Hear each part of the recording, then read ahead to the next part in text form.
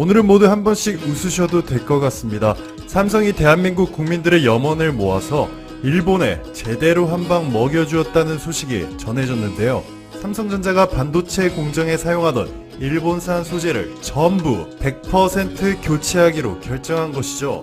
지금 갑자기 떠오르는 집단이 있습니다. 이 집단의 사람들은 일본 정부와 일본 경제를 찬양하며 이렇게 말했죠. 내가 반도체 분야의 전문가인데 한국 기업들이 일본의 반도체 재료들을 국산화 및 다른 국가들로 대체하는 건 불가능하지. 세계시장 점유율 90%인 일본이 반도체 소재를 한국에 안 주면 한국 기업들은 전 세계에 반도체 수출을 못해서 경제가 망할 수도 있어. 네, 아마 여러분들도 수많은 영상과 뉴스들의 댓글들에서 이렇게 일본 경제를 찬양하고 현실을 왜곡한 이들의 발언들을 많이 보셨을 거라 생각이 되네요. 삼성전자가 증명해 주었네요.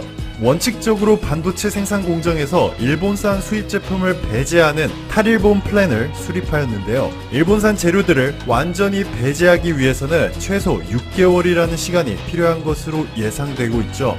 하지만 빠른 진행을 위해서 삼성은 별도의 태스크포스까지 구성을 했는데요. 200가지가 넘는 일본산 반도체 소재 및 약품들을 완벽하게 쓰지 않을 계획입니다.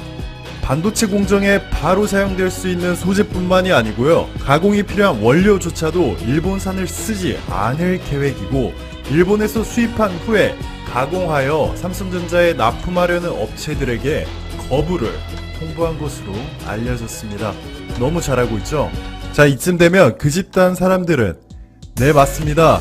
우리가 생각하는 황나베 아베를 좋아하시는 그분들은 이렇게 말을 바꾸겠죠. 삼성이 이런 식으로 나오면 일본에서 갤럭시 불매운동 일어날 텐데 감당할 수 있겠어? 정신 좀 차려 삼성. 이런 식으로 나오겠죠. 자, 그러면 일본을 찬양하는 분들의 논리를 그대로 적용해서 설명을 드릴게요.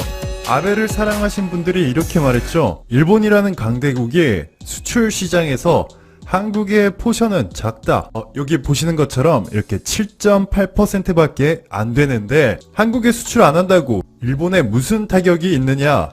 자, 7.8% 이 수치 그대로 기억하세요. 자, 여기 일본에서 스마트폰 점유율인데요. 애플이 56%로 압도적인 1위이고요. 삼성은 6.8%에 불과합니다. 스마트폰을 아직까지 팔고 있는지조차도 몰랐던 샤프와 소니가 2위와 3위를 기록하고 있는 곳이 일본이라는 나라입니다. 자, 여기서 또 하나, 일본 불매운동을 욕하는 분들은 이렇게 말했던 것이 기억이 나네요. 한국인들이 유니클로, 아사히 맥주 안 사봤자 매출액이 100에서 0 되는 거 아니잖아요. 누군가는 여전히 산다. 누군가는 여전히 사겠죠. 삼성전자의 갤럭시도 똑같습니다. 다시 한번 일본에서 스마트폰 점유율을 봐볼까요? 여기 보시면 1년 전 대비 몇 % 성장했는지 나타내는 칸이 여기 있죠. 애플 마이너스 10.5%, 소니 마이너스 17.2% 절벽으로 떨어지고 있는데 삼성 혼자 플러스 10.1% 성장했네요. 일본 사람들은 정말 애국심이 투철하고 미국을 좋아해서 미국이나 일본 제품 아니면 잘 안 쓰죠. 그런데도 이렇게 삼성이 홀로 강한 성장을 보이고 있다는 것은 우리가 일본 맥주를 마시는 것과 비슷한 맥락일 것입니다. 물론 스마트폰이 맥주보다 훨씬 부가가치가 높겠죠. 자, 마지막으로 한 가지 말씀드리고 영상 마무리할게요. 이번 삼성의 탈일본 플랜으로 단기적으로 삼성전자의 반도체 공정 비용이 올라갈 겁니다. 하지만 이는 일시적인 현상으로 오히려 공급량 감소로 반도체 가격이 상승해 줄 것이기 때문에 중단기적으로 삼성전자의 타격은 그리 크지 않겠죠. 이미 반도체 가격에 강한 상승 파동이 시작된 것을 확인할 수가 있습니다. 그런데 여기서 중요한 점은 삼성전자에 수출하던 일본 반도체 기업들은 발등에 불이 떨어졌습니다. 상황이 역전이 된 것이죠. 이들은 단기적으로 삼성전자라는 하나의 공급처를 잃은 것이지만 삼성전자로부터 막대한 수익을 올릴 국내 및 유럽, 미국 반도체 회사들은 이 자금을 바탕으로 R&D에 엄청난 투자를 할 수 있게 됐죠. 자, 여기 삼성전자 IR 자료를 보시면요. 삼성전자의 1년 반도체 부문 매출액은 118조 5,700억 원에 달하였고요. 같은 기간 삼성전자가 반도체 관련 원재료 매입 비용으로 23조 7,032억 원을 사용한 것을 여기 확인하실 수 있습니다. 세계 반도체 1위 기업을 놓친 일본 반도체 소재 기업들의 글로벌 점유율은 자연스럽게 하락하게 되겠죠. 지난 영상에서 일본의 손정희 소프트뱅크 회장이 한 말 기억하시나요? 손정희 회장은 일본을 이렇게 묘사합니다. 일본 산업 경제의 최대 문제는 성장 분야의 세계 시장에서 포지션을 확보하지 못하고 있는 것이다. 일본은 쇠퇴 산업에만 매달리고 있다.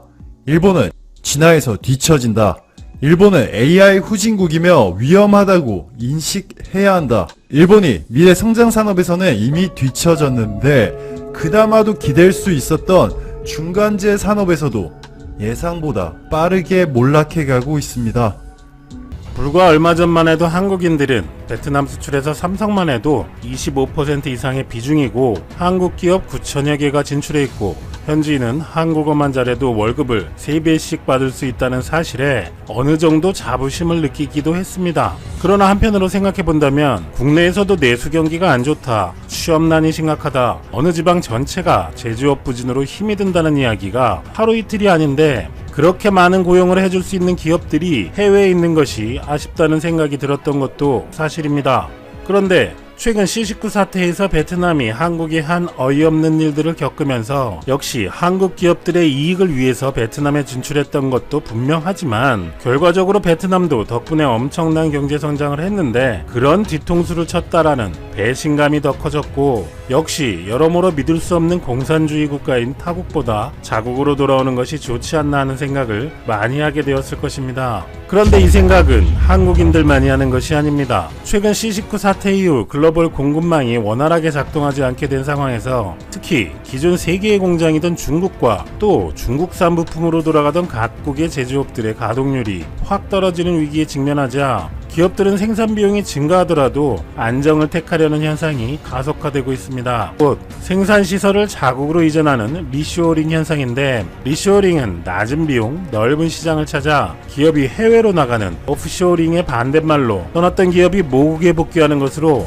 기존의 기업 뉴턴이란 말과 같은 의미라 할 수 있습니다. 뱅크 오브 아메리카가 최근 발표한 보고서에 따르면 중국의 생산 시설을 둔 다국적 기업의 80%가 C19 사태로 리쇼어링을 검토하고 있는 것으로 조사됐고 각국 정부는 이번 사태를 리쇼어링을 확산하는 기회로 활용하려는 모습입니다. 최근 레리 커들러 미국 백악관 국가경제위원회 위원장은 중국에서 돌아오는 기업의 각종 비용을 100% 지원하는 등 추가 정책을 내놓겠다고 밝혔고 일본 정부도 중국을 떠나려는 자국 기업의 이전을 돕기 위해 총 2,345억 엔의 예산을 편성했습니다. 독일 역시 자국의 높은 인건비를 상쇄하기 위해 스마트 팩토리와 연구개발 보조금으로 자국 기업의 유턴을 유도하고 있습니다. 한국도 지난해 한시적법이었던 소재부품 장비 특별법을 상시법으로 전환하고 상황별 수도권 입지 규제 등의 해소, R&D 자금 우선 지원 등 각종 인센티브를 제공하는 특별법으로 개정했고 민관이 함께 의견을 모아 지원 체계를 구축하겠다는 민관 합동 유턴 지원반을 신설하기도 했습니다. 그러나 한국의 수도권 규제에 높은 임금과 고용에 대한 강력한 법규, 법인세 감면이나 토지무상 제공 등을 제공하는 타국과 비교해 인센티브가 낮다는 의견도 있고 여러가지 해결해야 할 문제는 많이 있는 것도 사실입니다. 하지만 이 리쇼어링이 세계적으로 화두가 되고 있고 국내에서도 다양한 논의가 많아지고 있습니다. 발전적인 방향으로 진행되기를 바랍니다. 그런 와중에 5월 7일 효성이 베트남에 만들려던 차세대 섬유 신소재 아라미드 생산 라인을 울산으로 돌린다는 소식이 전해졌습니다. 효성은 당초 베트남 동나이성에 아라미드 공장을 신설할 방침이었지만 최근 사태로 베트남의 신뢰가 많이 떨어진 데다 국내 경기 회복 측면도 고려해 전격적으로 국내 증설을 택했다고 합니다. 특히 정부가 한국형 소재부품 장비 산업의 육성과 투자를 장려하는 상황에서 효성의 국내 증설은 리쇼어링의 선도 모범 사례로 꼽힐 것이라는 분석입니다. 관련 업계에 따르면 효성은 울산 효성 첨단 소재 아라미드 공장 생산 능력을 올해 착공해 내년 5월까지 현재 연산 1250톤에서 4배의 수준인 5000톤으로 늘릴 계획이라고 합니다. 참고로 아라미드는 인장 강도, 강인성, 내열성이 뛰어나며 고강력, 고탄성률을 갖고 있는데 5mm 정도 굵기의 가느다란 실이지만 2톤의 자동차를 들어올릴 정도의 막강한 힘을 가지고 있습니다. 불에 타거나 녹지 않으며 500도씨가 넘어야 비로소 검게 탄화하며 또 아무리 힘을 가해도 늘어나지 않아 가장 좋은 플라스틱 보강제로 꼽히는 소재입니다. 방탄 재킷이나 방탄 헬멧 등 분수물자와 골프채, 테니스 라켓 등을 만드는 데 쓰이고 보잉 747 등 항공기의 내부 골재도 이 섬유로 보강된 수지를 쓰고 MTB용 타이어 중에서 아라미드 코드 삽입 제품은 기존의 철심 와이어를 사용한 제품과 달리 타이어를 유연하게 접을 수 있습니다. 한국에서는 1984년 키스트 윤환식 박사팀이 미국, 네덜란드에 이어 세계에서 세 번째로 아라미드를 개발하여 코오롱 인더스트리와 효성에서 생산하고 있습니다. 효성은 결정 막판까지 베트남 동나이성에 아라미드 공장을 짓는 방안을 고민해온 것으로 알려졌는데 베트남은 2000년대 중반부터 조현준 회장이 글로벌 전처 기주로 삼은 국가였기 때문이라고 합니다. 지난 2007년 베트남 법인을 설립한 효성은 2014년 매출 1조 원, 2018년에는 2조 원의 매출을 기록하며 급성장하고 있었고 최근엔 베트남 중부 광남성에 신규 타이어 코드 생산 설비 구축, 남부 바리아붕 따우성에 액화석유 가스 저장 탱크와 폴리프로필렌 및 탈수소화 공정 설비를 구축하고 있는 등 베트남 진출이 활발했기 때문에 이 아라미드 공장도 베트남이 될 것으로 예상되었습니다. 하지만 효성이 최종적으로 아라미드 생산 증대를 위해 울산 공장을 낙점한 이유는 전략적으로 핵심 소재의 생산 기지는 한국에 둬야 한다는 조 회장과 경영진의 판단에 따른 것이고 아라미드는 기술력과 진입 장벽이 높은 고부가가치 산업이기 때문에 보안이 굉장히 중요한 상품이라 외국에 공장을 짓는다면 리스크가 클 수 있다는 이유라고 전해집니다. 실제로 세계 43.3%의 시장 점유율로 1위인 미국의 듀폰도 미국 내에서만 아라미드 공장을 가동하고 국내 1위 코오롱 인더스트리도 경북 구미에 아라미드 공장이 있습니다. 아라미드는 특히 5G 통신망용 광 케이블에 사용되며 최근 수요가 급증하고 있는데 지난해 효성이 영업이익 1조를 달성하는데도 아라미드 같은 신소재가 핵심 역할을 했다고 합니다. 중국은 WTO 가입 이후 저임금 생산기지이며 동시에 거대한 시장으로서 글로벌 서플라이 체인의 가장 큰 수혜자가 되었지만 C19 사태의 발언지이자 투명하게 정보를 제공하지 않아서 세계가 현재 처한 상황의 원흉이라고 지적받고 있고 앞으로도 중국은 험난한 길이 예상됩니다. 전문가들은 불확실성을 톡톡히 체험한 국가들과 기업들이 낮은 인건비 등의 생산비용 절감 효과를 포기하더라도 안정을 택하는 추세는 가속화될 것이라고 전망하고 있습니다. 그런데 베트남 역시 C19의 발원지가 아니다라는 것 이외에 중국과 다를 바가 없어 보입니다. 베트남의 LG 디스플레이와 삼성전자는 한국인들이 들어가지 못해 큰 어려움을 겪었으며 아직 끝나지 않았고 삼성과 LG만큼 주목을 받지 못했지만 최근 베트남의 행태에 곤란을 겪은 한국의 다른 기업들과 중소기업들도 훨씬 많았겠죠. 결국 세계의 서플라이 체인이 중국에서 베트남으로 이동하는 추세에 한껏 기가 살았던 베트남은 이제 탈중국해서 베트남으로 이동하는 것이 아니라 자국으로 돌아가는 추세가 가속화되어 기존과 비교하면 많은 기회를 잃을 것으로 보입니다. 한편 글로벌 공급망의 재편은 이번 C19 사태로 처음 나온 이야기는 아닙니다. 경제거품의 과정을 도식화한 버블 곡선을 만든 것으로도 유명한 지리경제학의 대표학자인 장폴 로드리그, 미국 호프스트라데 교수는 몇 년 전부터 1980년대부터 본격적으로 구성되기 시작했던 글로벌 공급망은 기업들이 조금이라도 싼 노동력과 원자재를 조달하려는 과정에서 등장해서 90년대 중반 이후 완성되었고 비용 절감이 글로벌 공급망의 핵심 엔진이었지만 상황이 바뀌었다는 것을 이야기해오고 있었습니다. 로드리그 교수는 글로벌 공급망이 파편화하고 있다, 달리 말하면 지역화하고 있다고 했는데 트럼프의 등장이 중요한 분수령이었다고 합니다. 트럼프 이전까지는 자유무역지대, 규제 프리존 등의 다양한 장치들이 있었기 때문에 글로벌 공급망을 위협하는 리스크 가운데 정치적인 요소는 크지 않았습니다. 기업들은 중국이나 동유럽 등의 자유무역지대 등에 생산기지를 설치해서 해당 국가의 법규나 정치적 상황이 바뀌어도 영향을 적게 받을 수 있었지만 트럼프 등장 이후 상황이 돌변했다는 것입니다. 미국이 중국과 패권 경쟁을 본격화하며 예를 들어 애플 등의 미국 기업이 중국에서 만들어서 미국으로 다시 들여오는 제품에 25%씩 관세를 부과해버리는 것은 기업들도 예측하지 못한 위험이었던 것입니다. 또한 IT 분야에서는 값싼 노동력이나 원자재보다 기술력, 즉 첨단 기술을 가진 인재가 더 중요하며 인공지능 활용 등으로 생산 과정의 자동화가 빠르게 이루어지고 있기 때문에 값싼 노동력이 기업에 더 이상 매력적이지 않을 수 있는 점 등 이런 기술적 변화들 때문에 미국 기업들이 생산기지를 북미 지역에 설치하기 시작하는데 이것이 바로 글로벌 공급망의 지역화이고 첨단 산업일수록 지역화가 빠르게 이루어질 것으로 예측했고 실제로 북미로 많은 기업들이 되돌아갔습니다. 최근 SK그룹이 용인의 반도체 클러스터를 조성하기로 결정한 이유로 기존 설비와의 시너지 효과, 우수인재 확보, 기술 보완 등까지 고려하면 이미 거대 반도체 클러스터가 있는 한국의 수도권을 대체할 곳은 없다라고 한 것도 이 비슷한 이유이고, 바로 베트남 총리가 그렇게 삼성에게 베트남의 반도체 공장을 지어달라고 졸라대도 삼성이 해주고 싶어도 해줄 수가 없었던 이유입니다.